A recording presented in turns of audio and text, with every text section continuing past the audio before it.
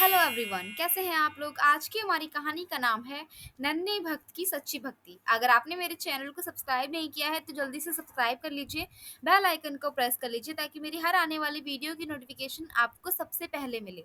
और कहानी पसंद आए तो लाइक ज़रूर करना।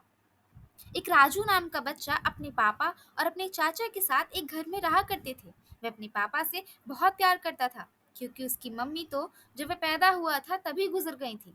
उसके पापा ही माँ बाप दोनों का फर्ज निभाते थे। एक माँ की तरह स्कूल के लिए तैयार करते थे और स्कूल भेजते थे। एक माँ की तरह उसे खाना बनाकर खिलाते थे। राजू जब स्कूल में और बच्चों की मम्मियों को देखता था तो उसे लगता था कि काश मेरी भी मम्मी होती तो आज मुझे स्कूल से लेने आती। लेकिन जब वह अपने पापा के साथ होता तो वो अपनी मम्मी को भूल ही जाता था। उसके लिए उसके पापा ही सब कुछ थे। लेकिन कई दिनों से उसके पापा की तबीयत कुछ ठीक नहीं थी। अब ना ही उसके पापा उसे स्कूल छोड़ पाते और ना ही उसके लिए खाना बना पाते।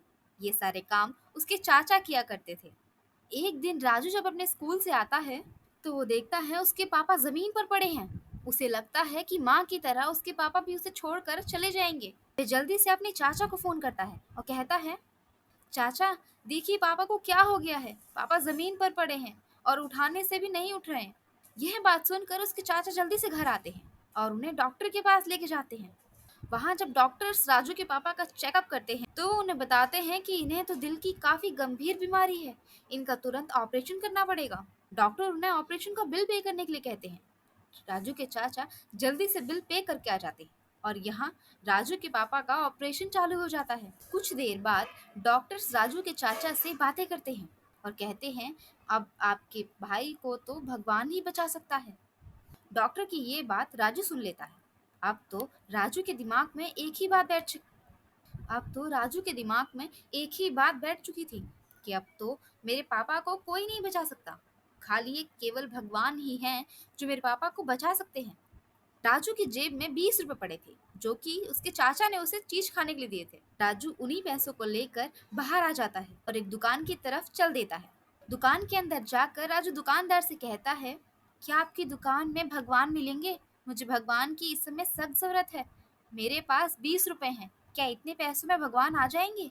दुकानदार राजू की यह बात सुनकर राजू को भगा देता है, यह सोचकर कि ये बच्चा तो मेरा समय बर्बाद कर रहा है। राजू दूसरी दुकान पे जाता है और दुकानदार से कहता है, अंकल, क्या आपके पास भगवान होंगे? मेरे पास 20 रुपए हैं। इतने में भगवान आ जाएंगे। मुझे अभी भगवान की सख्त जरूरत है। दूसरा दुकानदार भी राजू को भगा देता है क्योंकि उसकी दुकान पर काफी ग्राहक थे।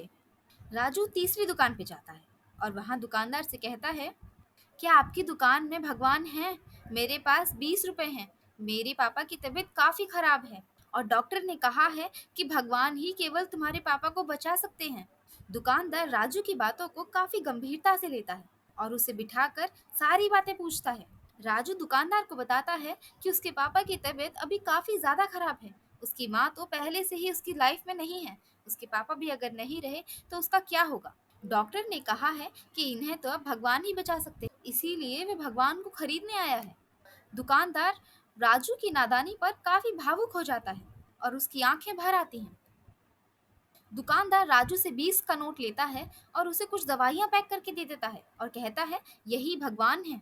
राजू उन दवाइयों को लेकर अपने पापा के पास आता है और उन सारी दवाइयों को डॉक्टर को देता है और डॉक्टर से कहता है, डॉक्टर जी, ये है भगवान। आपने कहा था ना कि मेरे पापा को अब खाली भगवान ही बचा सकते हैं। मैं भगवान को खरीद कर लाया हूँ। डॉक्टर जब उस पैकेट को खोल के देखते हैं तो वे देखते हैं काफी महंगी दवाइयाँ उस पैकेट में थी। डॉक्टर कहता है, इतनी महंगी दवाइयाँ तुम्हें कहाँ से मिली? राजू डॉक्टर को उस दुकानदार के बारे में बताता है। डॉक्टर्स वे सारी दवाइयाँ जाकर राजू के पापा को खिलाते हैं। राजू के पापा की तबीयत अब पहले से काफी बेहतर। राजू के चाचा जब बचा हुआ बिल पे करने जाते हैं तो उन्हें बताया जाता है कि आपका बिल तो पहले से ही पे हो चुका है और बिल पे करने वाले का नाम लिखा था भगवान।